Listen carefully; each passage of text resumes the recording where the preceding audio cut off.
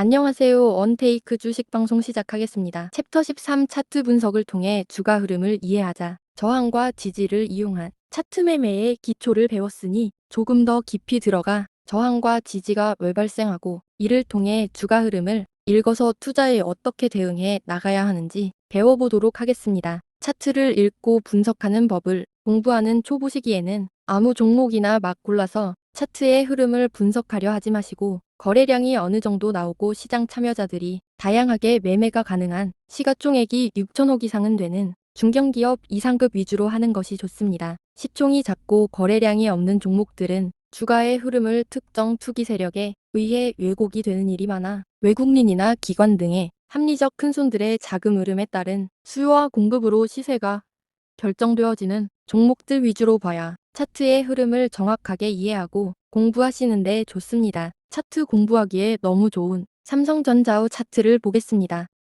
여기 삼전의 전성시대인 코로나 돈풀기 유동성 파티와 반도체 슈티지로 인한 클라이맥스 상승이 보입니다. 이런 대형주가 급격한 각도의 상승을 하는 원인은 새롭게 주식시장에 뛰어든 주린이들의 눈먼 돈들이 기업의 미래에 대한 종교적 광신도 행태를 보이며 묻지마 매수하여 무지와 탐욕이 번복되었을 때 클라이맥스 형태의 급등을 합니다. 86,800원 가격대인 이런 꼭지점 차트를 만들고 급격하게 하락한 종목이 2년 안에 다시 여기까지 도달하는 건 거의 불가능한 일이다 생각하시면 됩니다. 이건 엔비디아나 구글 같은 미국장의 초우량주라 해도 마찬가지입니다. 차트의 흐름이란 건 마치 타임머신으로 미래를 보고 온 것 같이 기업의 미래를 정확하게 선방영합니다. 역대급 반도체 실적을 찍었던 삼전은 당시엔 몰랐지만 지금은 다 알게 된 몇십 년 만에 첫 분기 적자를 기록하게 되고 차트는 그걸 미리 예측해서 하락하게 됩니다. 그래서 아무리 지금 실적이 좋은 종목도 주가가 하락한다면 의심을 해보고 투자를 보류할 수 있어야 합니다. 이때도 역대급 실적을 찍었지만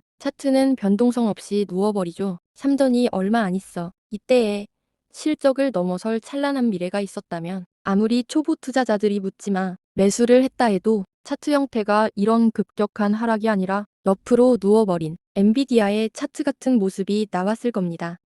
클라이맥스 하락을 한 후 옆으로 횡보를 하는 차트 패턴은 상당히 위험한 차트 패턴입니다. 개미들과 차트를 볼 줄 모르는 기본적 분석만 아는 투자자들에게 시세에 대한 희망을 놓지 않게 만들며 존버를 시키고 급격한 상승에 소요되어 하락만 기다렸던 얼치기 투자자들의 매수를 불러일으킵니다. 뉴스에선 반도체 미래에 대한 낙관적 청사진을 얘기하고 기관 리포트는 삼성전자의 저평가를 강조하면서 매수세를 유도하지만 시세가 오르지 못하고 누워만 있다면 큰손들과 기관들, 주가를 크게 떨구지 않은 채 물량을 서서히 던져 손바뀜을 하고 있다고 볼 수 있습니다. 이때 산 초보 매수자들은 이제 미래의 삼성전자 주가가 올라가는데 큰 걸림돌이 될 초확성 저항 매물 공급자가 되는 것이죠. 여기 부근에 강력한 매도 쌓인 차트 형태가 나오네요. 주가가 마치 상승할 것처럼 하다 갭 급락을 시작합니다. 저는 이런 매도의 흔적을 다이빙 매도 패턴이라 표현하고 무조건 도망쳐야 하는 차트가 저에게 주는 신호인 거죠. 앞으로 삼성전자의 참담한 주가 흐름을 매도 패턴이 미리 알려주고 차트 흐름이 기업의 미래가 불확실하다고 예견하고 있습니다. 삼성전자가 워낙 저력이 있고 메모리 및 다양한 분야에서 절대적 위치에 있는 회사다 보니 클라이맥스 하락을 보여줬음에도 크게 안 떨어지고 바닥을 잡긴 합니다. 웬만한 종목들은 우량주라 해도 이 정도 클라이맥스 고점에 물리면 1억이 500만 원으로 변하는 돈삭제 마법을 볼 수 있게 됩니다. 주식은 실패 시 리스크가 너무 큰 재테크 수단입니다. 심리적 요인, 기술적 요인, 기본적 요인들이 조화를 이루게 될 때 저점을 형성하고 반등을 하게 되는데 저점은 지나고 나서야 알게끔 됩니다. 하락과 상승을 여러 차례 반복하며 앞으로 배우게 될 변동성 축소 차트 패턴이 펼쳐지고 여기 부근쯤에선 확실히 보이는 저항과 지지가 펼쳐지며 트레이딩 영역이 만들어지는 걸 볼 수 있습니다. 기업적 측면만 봤을 때 메모리 업황의 불황과 여러 가지 악재들이 많아 삼성전자에 대한 안 좋은 소식만 가득할 때이지만 차트는 이미 앞으로 다시 좋아질 반도체 업황을 예측하기라도 하듯이 상승을 준비하며 차트 패턴을 이미 만들고 있었죠. 차트가 우리가 접하게 될 정보보다 최소 6개월은 빠르게 움직입니다. 저항대를 뚫고 올라가는 여기 돌파 시점은 매수 타이밍이 되겠죠. 돌파 후엔 크게 상승한다고 배웠고 갭으로 크게 상승해서 많은 상승을 할 것 같은 모습을 보이지만 악성 매물이 넘치는, 즉 모든 곳이 저항대인 삼전의 시세가 단기간에 크게 올라갈 거란 기대는 할 수 없죠. 이런 악성 매물을 한 번에 뚫고 올라가는 건 연준이 돈을 미친 듯이 뿌려대거나 삼전이 파운드리에서 30% 점유율 정도 나왔다는 호재 정도는 나와야 할 것 같습니다. 악성 매물은 천천히 소화해 나갈 시간이 필요하기 때문에 하락과 상승을 반복하며 본전만 오기를 바라거나 존버후 익절을 바라는 악성 매물 보유자들의 멘탈을 흔듭니다.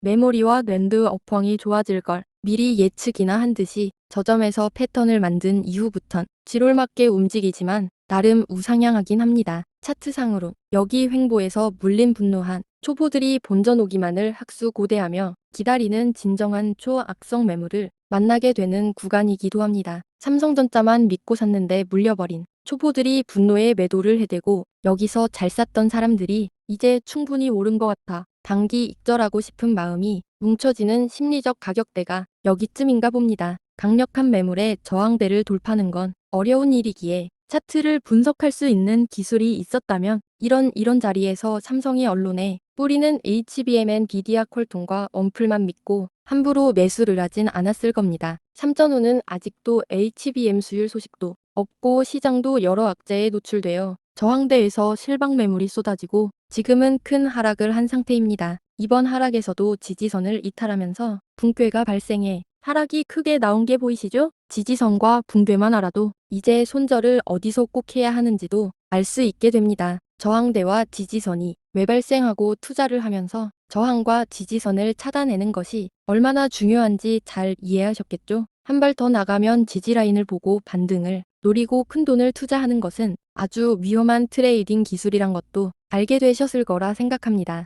우린 단순히 저항 지지 매물이 무엇일까에 대해서만 배웠을 뿐인데 벌써 투자에 대한 많은 것을 할 수 있게 되었습니다. 그리고 가장 중요한 이렇게 하락한 삼성전자는 어떻게 될 것인가? 많이 싸졌는데 이제 사도 되는 걸까? 이 고민에서 차트 분석하는 걸 잘 달아왔다면 삼성전자가 아직 기업적으로 큰 문제는 안 보이지만 이렇게 지지선을 붕괴해 하락했다면 차트를 분석하는 트레이더들은 1. 삼성전자의 앞으로 실적이 안 좋아지거나 단기 피크를 찍었다. 2.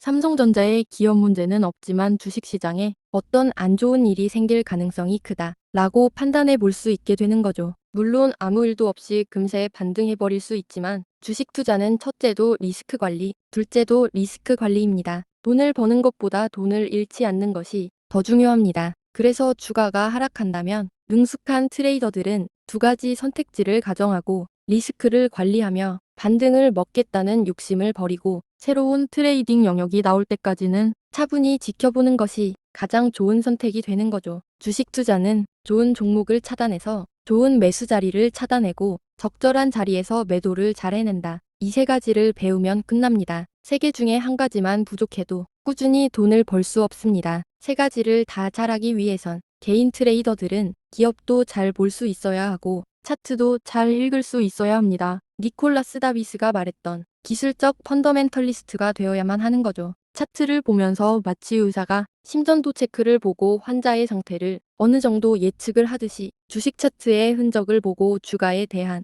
어느 정도 흐름 견해를 생각해낼 수 있게끔 되어야 하는 건 주식 투자를 하면서 필수인 거죠. 쉽게 배우고 쉽게 이해합시다. 화이팅! 오늘 공부 끝. 구독, 좋아요 부탁드리고 다음에 또 좋은 초보 맞춤형 강의로 만나요.